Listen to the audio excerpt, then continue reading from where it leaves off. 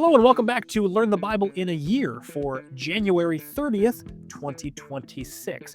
Today, let's share this episode with our friend who is bald, and we genuinely believe that our friend would look better bald than if they actually had hair. And if you're joining us today for the very first time, I agree, you look better bald, just like your friend said. Today, we're going to be reading Job chapter 15, 16, 17, and 18. Don't worry, those chapters are shorter.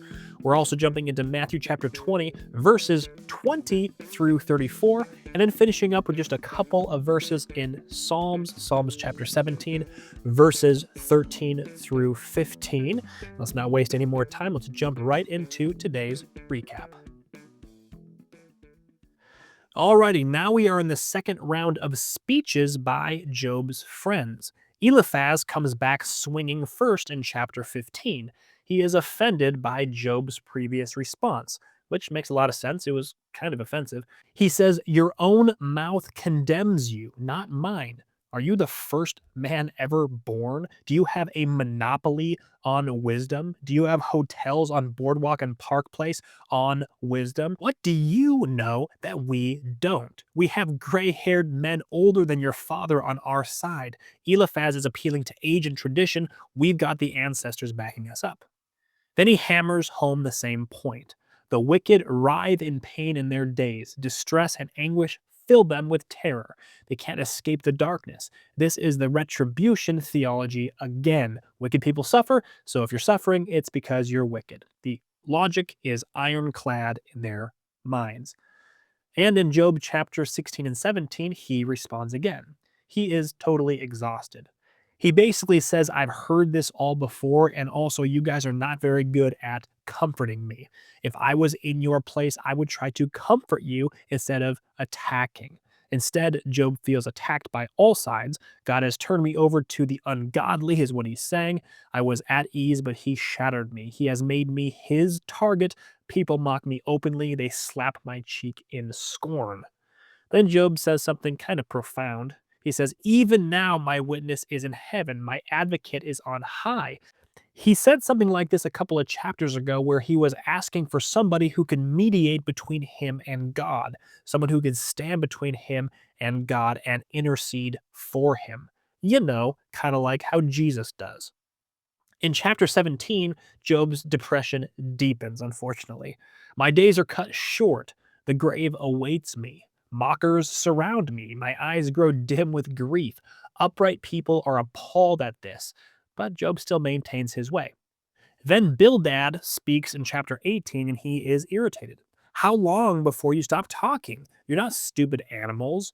He launches into a detailed description of what happens to the wicked. Their light is snuffed out, their steps falter, disaster hunts them down, their skin is consumed, terrors startle them, their memory perishes from the earth. It's relentless. Bildad is essentially saying this is your fate, Job, because you happen to be wicked. Now, by this point, the friends have stopped even pretending to offer comfort. They're just attacking Job, convinced he's a secret sinner who needs to confess. Job feels crushed by God, abandoned by his friends, and stripped of all dignity. It's isolation in its fullness. Gee, I hope things get better for Job here soon. That might be some foreshadowing. All right, moving on to Matthew chapter 20, and we read verses 20 through 34. The mother of James and John comes to see Jesus with their sons and kneel before him. She asks if her two sons can sit on his right and his left in his kingdom. In that culture, a mother advocating for her son's advancement was actually normal. Family honor and position mattered deeply in that culture. But Jesus says that you don't know what you're asking. He asks, can you drink the cup I'm going to drink? Well, they confidently say yes, that they can.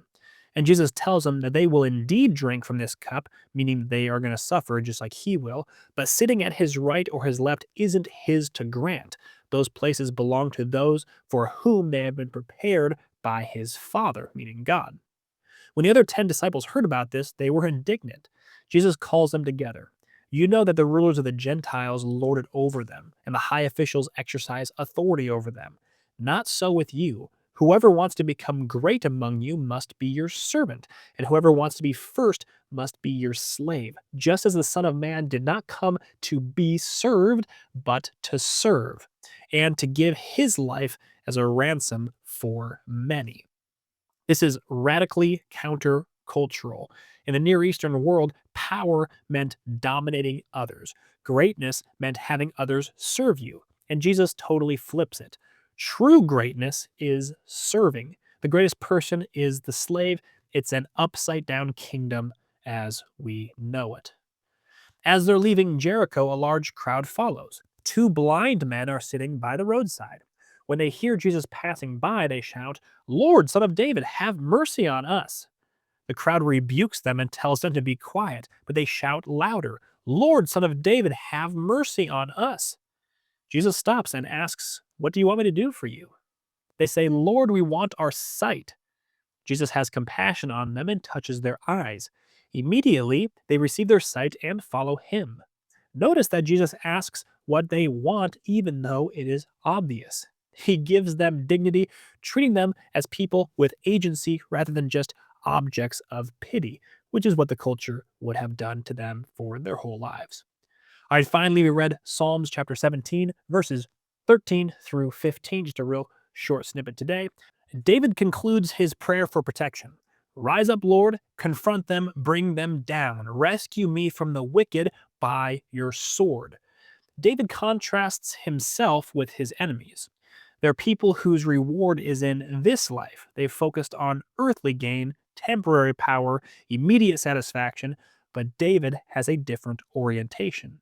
"As for me, I'll be vindicated and will see your face. When I awake, I'll be satisfied with seeing your likeness." This is pointing beyond his life on this earth. David's ultimate satisfaction isn't wealth, power, or comfort in this world, it's seeing God face to face. And it really comes down to the difference between living for what is temporary and living for what is eternal. David's enemies have their rewards now. David's reward is still coming. All right, that concludes the recap. Just a quick word from our sponsor today. This show is brought to you by Covenant Security Equipment. Covenant Security Equipment is a Christian owned company that partners with building contractors who build with safety in mind. Bullet resistant windows, secure transaction systems, drive through installations are just a few things that are sold. Go to covenantsecurityequipment.com to learn more. Also, don't forget to pick up a copy of the Learn the Bible in a Year workbook. I wrote this book for you specifically to read through the Bible in a year. The workbook has additional questions and fun facts about our daily readings. The digital version of the book is 100% free. You can also pick up the paperback version, which is what I prefer, both of which are available in the show notes. So go ahead and check that out.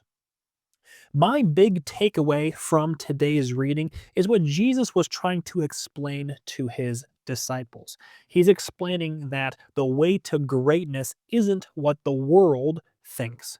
The world thinks that in order to be great, you have to push others down. You have to be first. If you're not first, you're last, that whole thing. That was the case back in the first century. And guess what? That's still the case today. But Jesus is explaining to us that eternal, everlasting rewards comes from us being servants. And we need to model our lives in the way that Jesus lived his life. He came to this world to serve the world, not to be served by the world. Great takeaway there. All right, well, that is the recap for today, and I will see all of you cool cats here again tomorrow.